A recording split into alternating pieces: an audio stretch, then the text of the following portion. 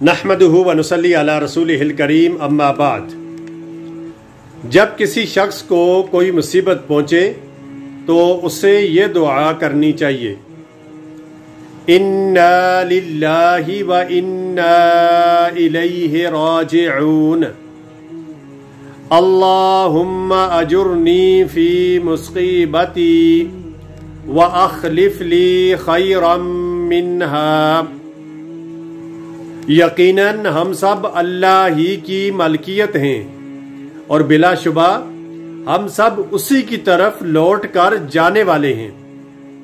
اے اللہ، مجھے میری مصیبت میں اجر دے اور مجھے اس مصیبت سے بہتر چیز عطا فرما۔ رسول اللہ صلی اللہ علیہ وآلہ وسلم نے ارشاد فرمایا، جو شخص ایسا کہے تو اللہ تعالی اس مصیبت سے بہتر اس شخص کو کوئی چیز عطا فرما دیتے ہیں۔